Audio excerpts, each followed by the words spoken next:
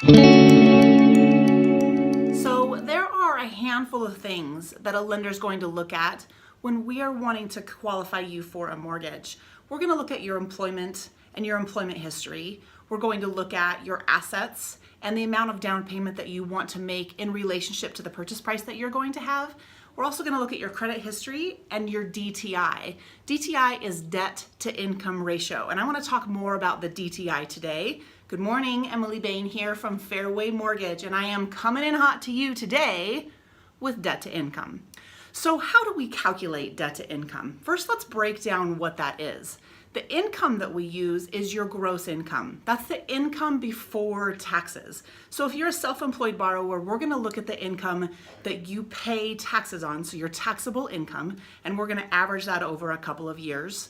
If you are a salaried borrower, we're going to look at your monthly salary. And if you're an hourly borrower, we're going to take your hourly rate, multiply that by your average number of hours that you work per week, and we can add in overtime and bonuses if you've had a 2-year history of that. So we'll get a really solid calculation of monthly income for you to use.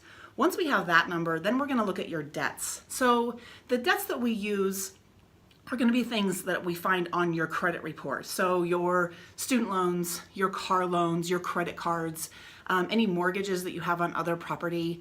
What we're not going to be using are things like your health insurance policies, your utility bills, your phone bills, your life insurance policies, your child care expenses. Although on a VA loan, we will look at those, okay? So we're going to take the debts and we're going to divide that by your gross income, and that's going to give us a percentage. Now, when we look at that percentage, all the different loan programs have different guidelines for what we're allowed to use. And I by no means am saying we should take that percentage and max you out for your mortgage, but this is what we would use to make sure that you fit in the box and that you qualify for these loan programs. So a conventional loan, for example, you can go up to 50% debt to income. So 50% of your gross income can be used for all of your debts. We add up all your debts plus that mortgage payment that you're trying to qualify for. The mortgage payment actually has a lot of parts itself. We're looking at the principal and interest. We're going to add in the homeowners insurance. We're going to add in the property taxes.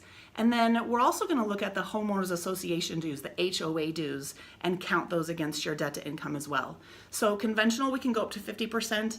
There are some new guidelines if you need mortgage insurance on your loan. If you don't have a full 20% down, the mortgage insurance companies require a higher credit score to get over 45 and get to that 50% if you need to go there. So definitely let's look at that and make sure that you fit there.